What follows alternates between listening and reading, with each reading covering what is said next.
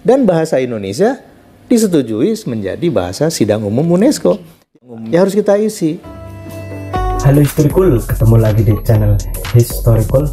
Kali ini saya akan membahas tentang bahasa Indonesia ya, yang diiri oleh masyarakat Malaysia, atau masyarakat Malaysia ini iri terhadap bahasa Indonesia yang sudah didaftarkan UNESCO, dan rakyat Malaysia itu marah-marah terhadap Perdana Menterinya. Seperti apa videonya? Mari kita saksikan di video reaction berikut ini.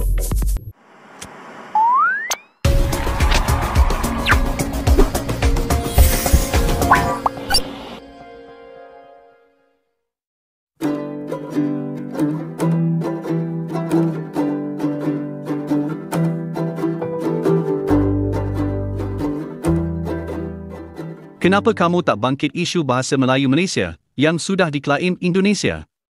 Indonesia sudah daftar bahasa Indonesia ke UNESCO. Kamu diamkah dan kamu tak mahu bangkitkan isu ni?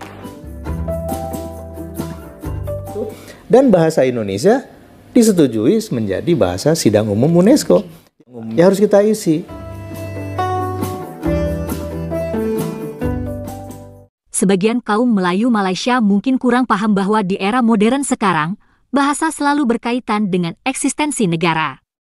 Beda dengan di zaman dulu ketika bahasa berkaitan dengan suku. Cara berpikir kesukuan untuk memperjuangkan sebuah bahasa, maka tidak akan berhasil. Karena yang memiliki kedaulatan adalah negara, bukan suku. Yang diperhitungkan di percaturan dunia adalah negara, bukan suku. Yang diperhitungkan dunia adalah negara Malaysia, bukan kaum Melayu. Kalaupun ada yang bermimpi mengenai Mahawangsa Melayu, itu hanyalah dongeng. Cuma negara dongeng, tentu saja tak punya kuasa. Karena memang tidak ada negara dan pemerintahan Mahawangsa Melayu. Dulu, ketika gagasan tersebut muncul di zaman lampau, justru kaum Melayu Malaysia sendiri yang berkhianat dan memilih berlindung pada British. Maka, gagalah gagasan Melayu Raya atau Indonesia Raya, justru karena pengkhianatan kaum Melayu Malaysia sendiri. Itu sebabnya profesor-profesor tua di Malaysia yang suka halusinasi dan kaum Melayu Malaysia yang suka dongeng, sebaiknya segera melihat realitas. Kenyataannya di Nusantara ini yang dominan adalah Negara Kesatuan Republik Indonesia, yang memiliki bahasa resmi bernama Bahasa Indonesia, yang dilindungi konstitusi dan dijunjung tinggi oleh 270 juta penduduk. Jadi sadarlah kaum penghayal, saat ini peradaban Indonesia yang dominan di Nusantara, dan kenyataan itu sulit dinafikan. Lalu, bandingkan dengan nasib bahasa Melayu Malaysia, yang katanya jadi bahasa resmi dan bahasa kebangsaan di Malaysia.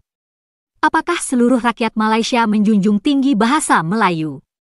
Apakah pemerintah Malaysia benar-benar memperjuangkan bahasa Melayu jadi bahasa dunia? Mungkin, pada era Perdana Menteri Ismail Sabri lumayan serius berjuang, walaupun dengan cara mengklaim bahasa Indonesia. Sebab, Ismail Sabri memang disokong kaum Melayu. Tapi di era Anwar Ibrahim sekarang, kami tidak yakin pemerintah Malaysia benar-benar ingin menduniakan bahasa Melayu. Tak ada kepentingan politik Anwar Ibrahim untuk bikin propaganda bahasa Melayu seperti dulu. Ingat pula, di Malaysia biasa terjadi, ganti Perdana Menteri, ganti pula kebijakan dan ganti slogan. Itu sebabnya, pemerintah Indonesia bermanuver di UNESCO, memperjuangkan bahasa Indonesia pada saat yang tepat, yakni saat pemerintah Malaysia tidak terlalu peduli terhadap bahasa Melayu. Hai guys, jumpa lagi. Kali ini kita masih membahas bahasa Melayu Malaysia dan bahasa Indonesia. Masuknya bahasa Indonesia ke UNESCO tentu merupakan pukulan berat bagi kaum Melayu Malaysia. Kini bahasa Melayu Malaysia tampak sedikit sekali penuturnya. Yuk kita simak video berikut ini. Masuknya bahasa Indonesia ke UNESCO tentu seperti kiamat bagi sebagian kaum Melayu Malaysia. Jangan heran jika ada yang menyerang Menteri Pendidikan Malaysia. Menteri Fadlina Sidek memang menghadiri pula forum UNESCO pada November lalu. Tapi ia bicara urusan budaya dan pendidikan, dan tidak berkomentar pula mengenai langkah Indonesia membawa bahasa Indonesia ke UNESCO. Begini kata-kata seorang netizen, yang mungkin orang Melayu Malaysia itu. Kenapa kamu tak bangkit isu bahasa Melayu Malaysia, yang sudah diklaim Indonesia? Indonesia sudah daftar bahasa Indonesia ke UNESCO, kamu diamkah dan kamu tak mahu bangkitkan isu ni? Komentar itu sungguh lucu. Sebab bahasa Melayu Malaysia pun berakar dari bahasa Melayu Sumatera di wilayah Indonesia. Jadi baik bahasa Melayu maupun bahasa Indonesia sebetulnya milik bangsa Indonesia.